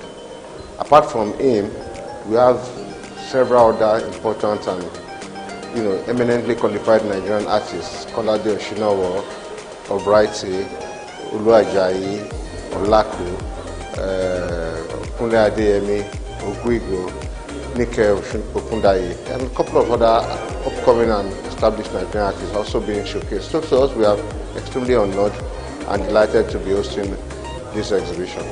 Well, there's no way you can document the history of Nigerian arts without mentioning the name of Professor Bruce Onabrakwaya.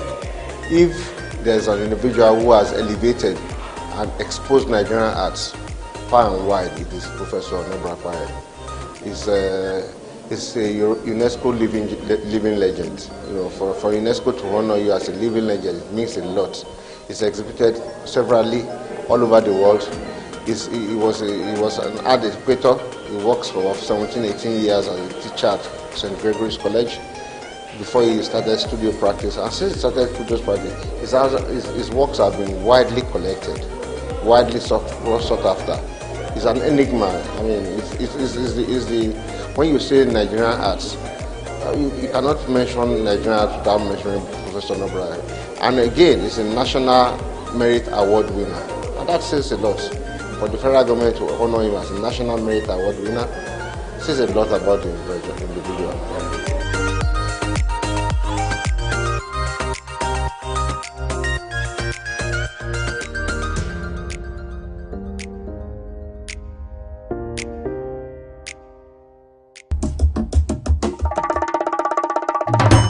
Nomadic Art Gallery presents This Little Light of Mine, an art exhibition by Ekene Ngige in support of children living with autism. Let's go there.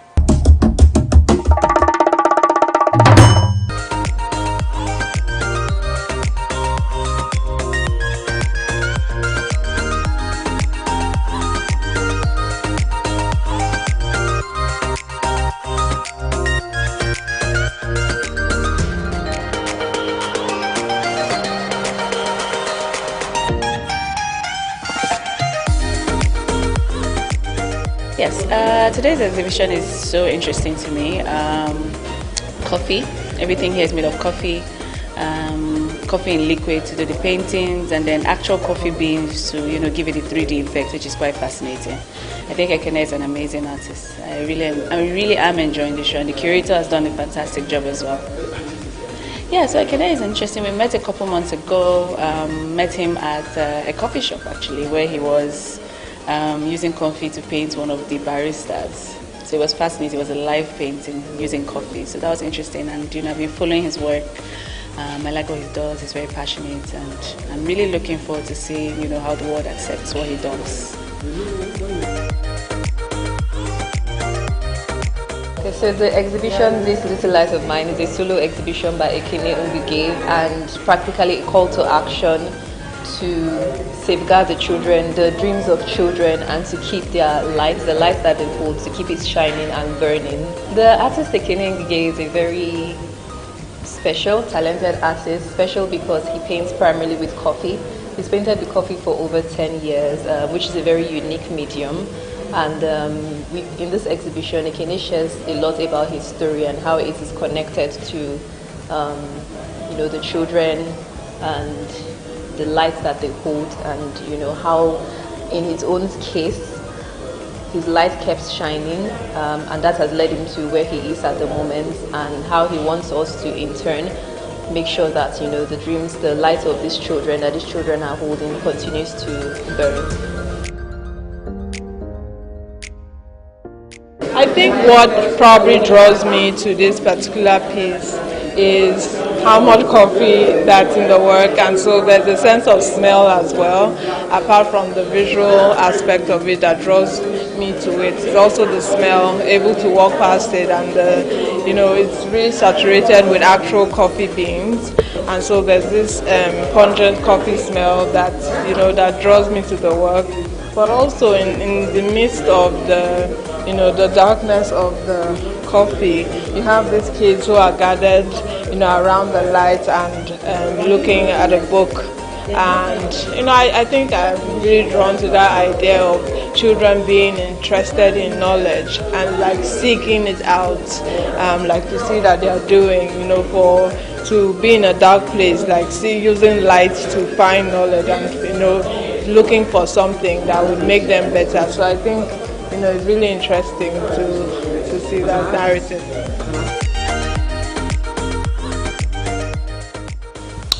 The growth of children, unexpected growth of children, if I should put it that way, because there are kids around the world, that have been affected by poverty, affected by terrorism, affected by war, affected by abuse, and so many other things. And we end up hearing about these kids years after that they are, either the president of a country, or governor of somewhere, CEO of one large brand, or something or the other. It's not just, it wasn't a miracle that they got to where they are. Children are always focused, and they are focused on this light of hope that guides them to their goals and to their dreams.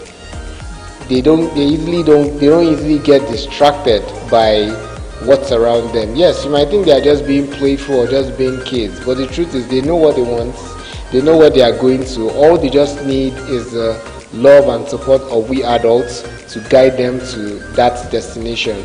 God is always that light of hope that they have. It always takes them to their dream, always guides them there, but they just need the love of parents, the guidance of parents, the protection of parents and adults like ourselves to always be with them. So that's where the inspiration of this exhibition is coming from. So the exhibition is depicting children from different backgrounds, different life, different tribes and culture, looking up to their little lights that is guiding them to their fulfilled dreams. Well, I hope to be able to pass the message to those that it may concern, to people to learn to protect the little ones, because they are actually the key to a brighter tomorrow. If we could learn to teach them how to love the Wazobia, I think there will be a unity in the country than when we keep whispering to their ears that this tribe is like this negatively and that tribe is like that negatively. So I hope to achieve a positive result from the mindset of Nigerians that are going to visit this exhibition, and hopefully this exhibition takes me to the next level in my career. The hardship is touching all of us. I use coffee, which is actually more expensive than the normal art materials. I mean, if you're a coffee lover, you know how much a jar of instant coffee or grounds or coffee beans costs. And all my works are being done with a combination of all of these things. And it's very expensive, as things are getting expensive on other things in Nigeria. So it's also affecting coffee very, very, very, very, very fast. But what can we do? This is my job. This is what I live on. This is what pays the bill. I don't have any choice but to follow, to just keep pushing. I have a special work on display titled Focus. Focus is an artwork that is being put up on auction to support children living with autism. Focus depicts a child, an autistic baby, that's trying to regain the stress of lots of people and eye contact around him.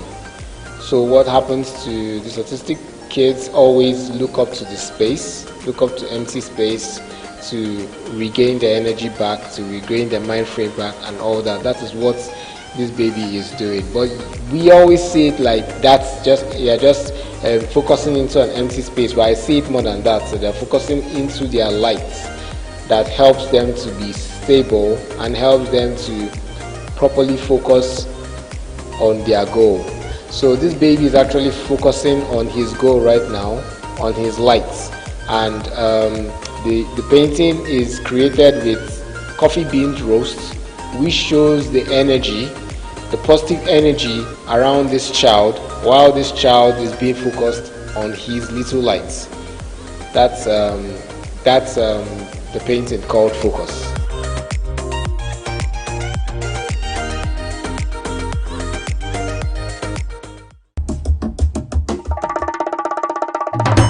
Welcome back. FD Gallery and Academy presents the official unveiling of the Guinness World Record certification for the largest drawing in the world by an individual. Let's go there.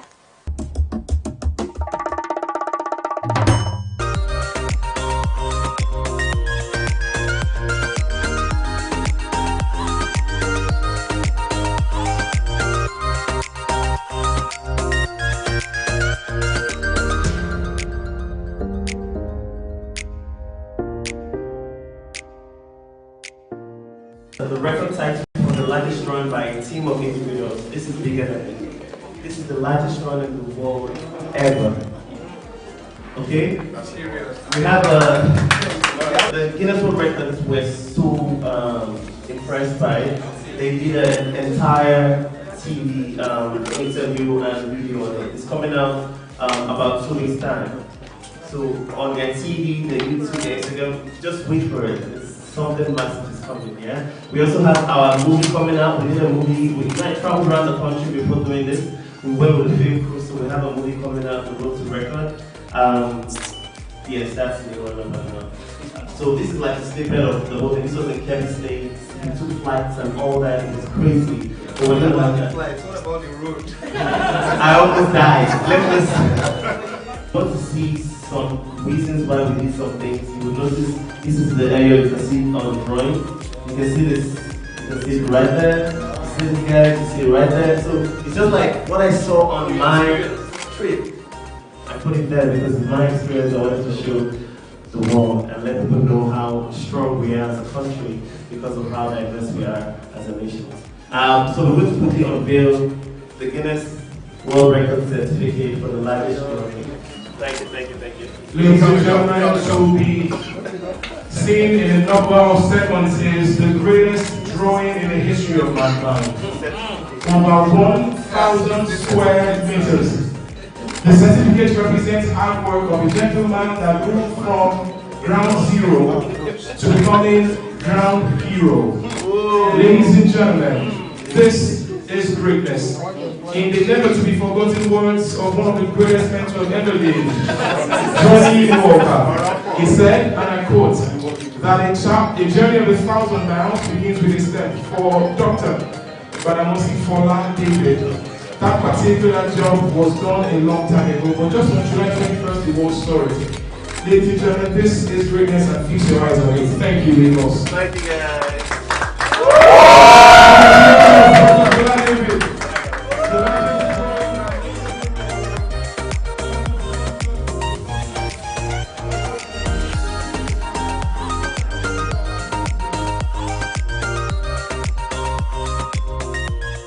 Well, I'm very happy. I think it's an academy that opened here today, and I think we want to congratulate Fola David in putting this together, because this is really about inspiration and education and the power of arts and culture in life.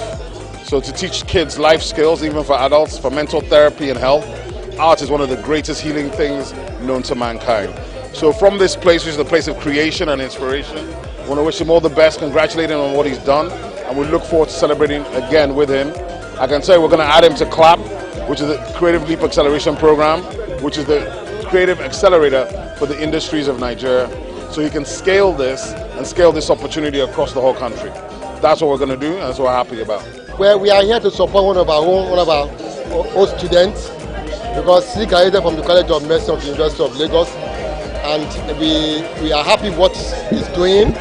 what it's bringing to Nigeria, the kind of hope that it's bringing back to Nigeria. So we are happy, and that's why we are here to represent. I'm here to represent the provost. And we have seen our students, delve into so many areas. And we have seen our students, into shipping. We have seen our students in banking, in insurance, in IT, in so many other areas. But we have never seen our students go into art. And that's why we are happy that we are here to support him. We have launched the FD Art Academy. The Art Academy was designed due to the experiences that I had growing up. I'm developing as an artist, the kind of issues and problems that I faced starting out. I have created an academy to try to mitigate and create a stop to those issues and problems, create a solution for artists so they can grow, they can develop, they can have the training, the mentorship that they need.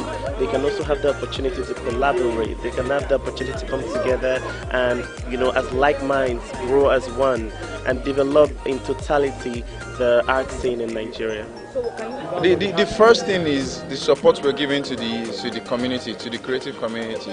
I put it to you that there's no administration that has supported the creative community the way we have supported the creative community. As you know, the Minister of Arts, Culture, Creative Economy, she literally just left here. I am here, some of my other colleagues too are here. Also, we're planning on building creative hubs in geopolitical zones in Nigeria.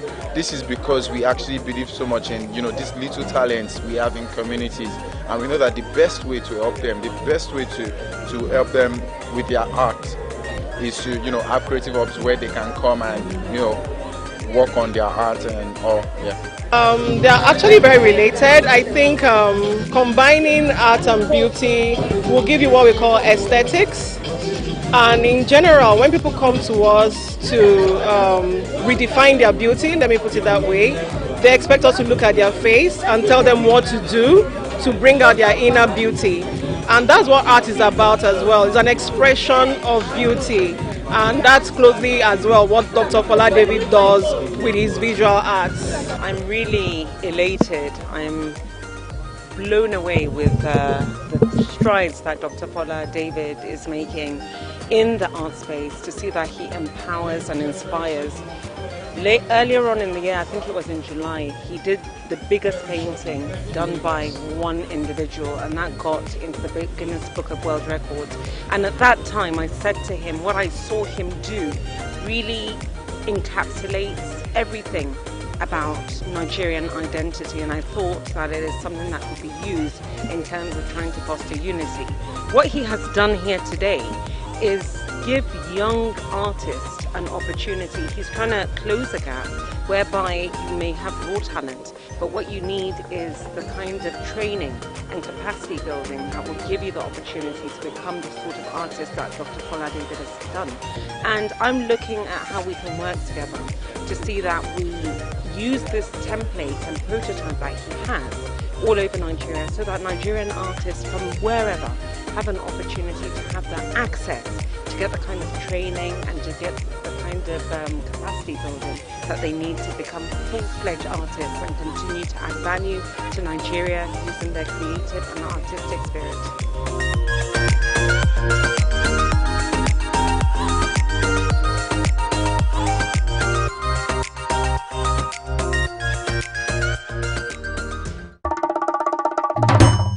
Now, did you know that art is timeless and for a reason?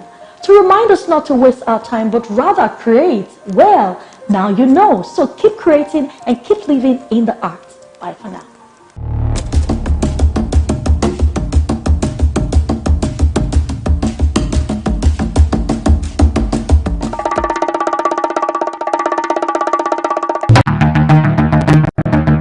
In the month of November. On the 2nd of November is the International Day to End Impunity for Crimes Against Journalists. On the 14th of November is the World Diabetes Day. On the 17th of November is the World Day of Remembrance for Road Traffic Victims. On the 18th day of November is the World Day for the Prevention of the Healing from Child Sexual Exploitation, Abuse and Violence. On the 19th of November, it is the International Men's Day, and it is also a day to mark World Toilet Day. On the 21st of November is the World Television Day. And finally, on the 25th of November is the International Day for the Elimination of Violence Against Women. Stay tuned to the TVC News for this report and analysis. TVC News, first with breaking news.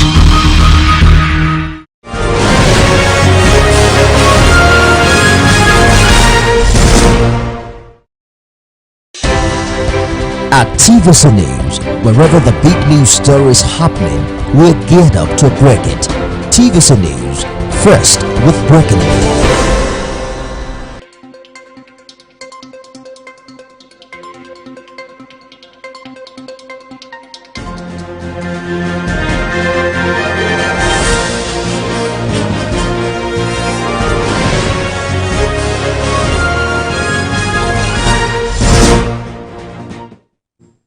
Hello and welcome to TVC News at 1. Our top stories this hour.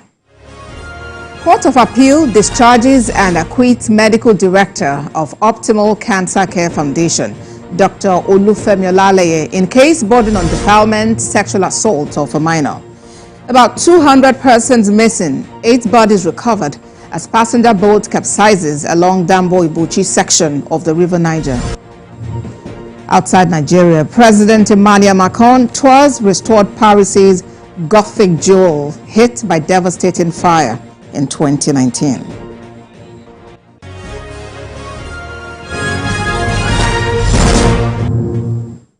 Thank you for staying with us. We begin here in Lagos State, where the Court of Appeal has discharged and acquitted the Medical Director of Optimal Cancer Care Foundation, Dr. Olufemi Olaleye, following a successful appeal challenging his conviction and life sentence for defilement and sexual assault by penetration of a minor who is his wife's niece. Justice Jimmy Bada, who read the lead judgment, which was adopted by the 2 other justices on the panel, held that the trial court erred in convicting Dr. Olaleye based on tainted and unreliable evidence of his estranged wife, Oluremi, and the alleged victim. The appellate court said there were material contradictions in the evidence gathered by the prosecution, which should not have been relied on by the lower court. Justice Bada also faulted the other evidence of the prosecution during trial, which were from a child forensic specialist, a medical doctor from the Mirabel Center, and the investigating officer, which were found to be worthless. In the words of the appellate justice, the trial judge Rahman Oshodi descended in the arena and interfered in the proceedings to bridge the yawning gaps in the prosecution's case. In Friday's judgment, the Court of Appeal also queries why the prosecution failed to present material witnesses, such as 2 family members who witnessed the appellant's alleged confession. The Court of Appeal determined all 5 issues of appeal against the prosecution and in favor of the appellant.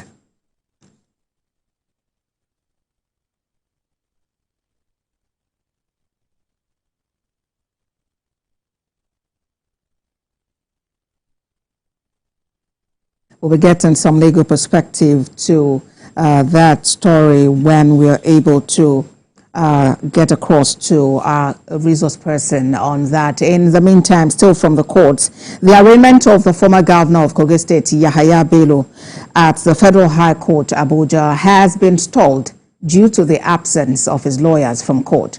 The EFCC had brought the former governor for arraignment on a 19-count charge of money laundering to the tune of 80 billion naira. At the day's proceedings, counsel to the EFCC, Kemi Finhero, had moved an application for the charge to be read to the defendant and his plea be taken. Mr. Bello, who addressed the court himself, told Justice Emeka Nwite that he was notified of the arraignment in the late hours of 28th of November. As such, he could not inform his lawyers. In a short ruling, Justice Nwite held that it would be in the interest of justice for the defendant's counsel to be present. The court subsequently adjourned to the 13th of December for arraignment. Now to this rather sad news. A boat carrying more than 200 persons has reportedly capsized along the Dambo Ibuchi sections of the River Niger. The incident happened earlier today, and the victims include traders and farmers who were traveling to Kacha for the weekly market. 8 bodies have reportedly been recovered. Rescue efforts led by local divers are underway. The incident comes barely 2 months after a boat accident claimed the lives of 42 persons at the Gbajibo community of Mokwa local government in Niger State. But this is a developing story, and we'll bring you more updates as soon as we have them. The Nigerian National Petroleum Company Limited has denied assertions by one Timothy Ngbere, a self-acclaimed community person, that the much-publicized restreaming of the Port Harcourt and truck out of petrol held this week were all false. The NNPC Limited describes the claim as untrue and an indication that the individual does not necessarily have any knowledge about the workings of the Port Harcourt refinery. Timothy Ngbere had claimed that the old Port Harcourt refinery was only operating skeletally and was not processing petrol, with his proof being that the PMS truck out was done at the gantry of the new Port Harcourt refinery, as against the gantry of the old Port Harcourt refinery. The NNPC Limited says the old and new Port Harcourt refineries have since been integrated with one single terminal for product loadout, as they share common utilities like power and storage tanks.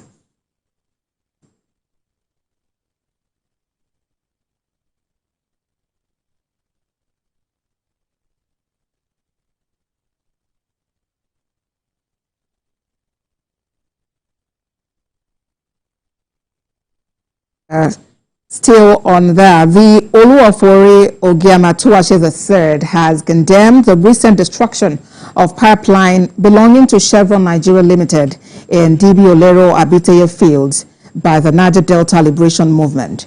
In a statement by the sole representative of the Oluwafori and liaison officer to NNPC Limited and its JV partners, Colin Tedema, the monarch and the people of Ishekiri say the Niger Delta Liberation Movement is not known to the Ishekiri nation. The Oluwafori says, quote, the attack on Chevron pipeline facilities is against the struggle of the Ishekiri nation to get a better deal for its people in terms of employment, infrastructure, and welfare, end quote. The monarch also empathizes with Chevron over the attack on its pipelines and flow stations. He appealed to Ishekiri youth to remain calm as discussion is on with the company over unresolved unemployment issues in the host communities, particularly in Warri Southwest, Warri North, and Warri South local government areas.